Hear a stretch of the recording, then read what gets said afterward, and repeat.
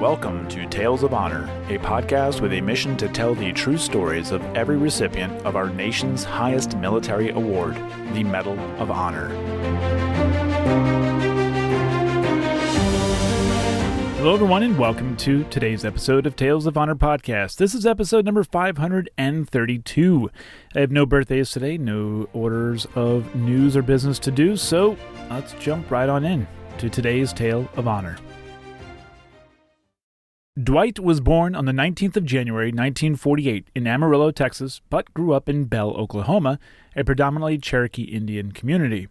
After graduating from Stillwell High School in 1966, he enlisted in the U.S. Army as an 11E, an armor crewman, and was eventually deployed in support of the Vietnam War in 1968 with the 25th Infantry Division. Though he would receive 2 Silver Stars and 1 Bronze Star for his actions during the war, it was his actions that earned him his first Silver Star that would see it later upgraded to the Medal of Honor. The citation reads, Specialist 5, Dwight W Birdwell, distinguished himself by acts of gallantry and intrepidity above and beyond the call of duty while serving with C Troop, 3rd Squadron, 4th Cavalry, 25th Infantry Division in the Republic of Vietnam on 31 January 1968. On this date, C Troop was ordered to move south to help repel an enemy attack on Tan Son Nhut Air Base. As the C Troop column of tanks and armored personnel carriers approached the west gate of Tan Son Nhut Air Base, it came under intense enemy fire from a building to its right. Unbeknown to C Troop, it had driven directly into an enemy force consisting of 3 battalions. The column tried to push through the initial attack, but the lead tank, crippled by a rocket-propelled grenade explosion, was blocking the way forward. C Troop immediately came under heavy enemy fire from both sides of the road. Specialist 5 Birdwell, upon seeing his tank commander was wounded by enemy fire, immediately went to his aid. Under intense enemy fire, he lowered the injured tank commander to the ground and moved him to safety. Specialist 5 Birdwell then, with complete disregard for his own safety, mounted the tank and assumed the tank commander's position. Standing in the tank commander's hatch with the upper half of his body exposed to heavy enemy fire, Specialist 5 Birdwell used the tank's 50 caliber machine gun and 90mm main gun to suppress the enemy attack.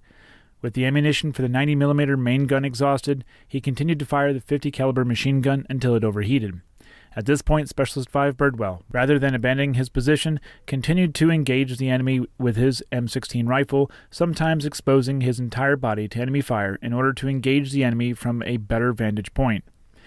When a U.S. helicopter crashed nearby, Specialist 5 Birdwell, under withering enemy fire, dismounted and moved to the helicopter where he retrieved 2 M60 machine guns and ammunition. After giving 1 M60 and ammunition to a fellow soldier, he remounted his tank and used the other M60 to again engage the enemy. Specialist 5 Birdwell continued to engage the enemy with complete disregard for his own safety until the M60 he was firing was hit by enemy fire. Specialist 5 Birdwell, now wounded in the face, neck, chest, and arms, dismounted the tank but refused to be medically evacuated. Instead, Specialist 5 Birdwell, under enemy fire, rallied fellow soldiers to advance toward the front of the armored column, where they set up a defensive position by a large tree. From this position, he and the other soldiers engaged the enemy with M16 fire and grenades. As the enemy fire lessened, Specialist 5 Birdwell gathered ammunition from disabled vehicles and helped wounded soldiers move to safer positions. His leadership and tenacity under fire inspired the other C Troop soldiers to continue fighting against the superior enemy force and directly contributed to the enemy's ultimate defeat.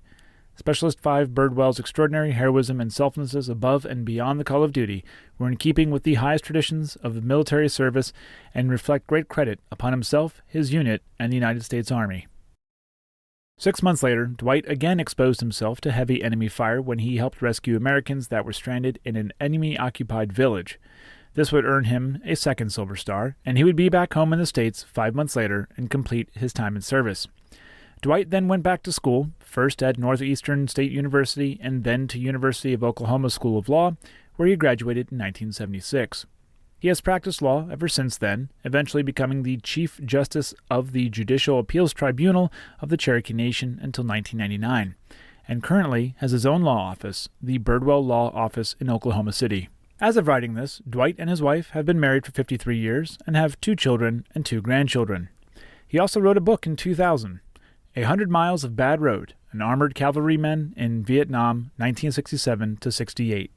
When the National Defense Authorization Act of 2021 was passed, it allowed for a review and upgrade of Dwight's Silver Star, and on the 5th of July, 2022, Dwight W. Birdwell received the Medal of Honor from President Biden in a ceremony at the White House.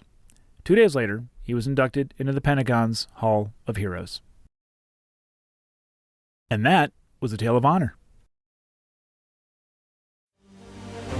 Thank you for listening to Tales of Honor, and if you enjoyed the show, please be sure to subscribe and tell your friends and family.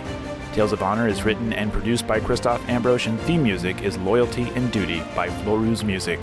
If you have any questions, you can send an email to talesofhonorpodcast@gmail.com, and please be sure to visit talesofhonorpodcast.com for more episodes and information.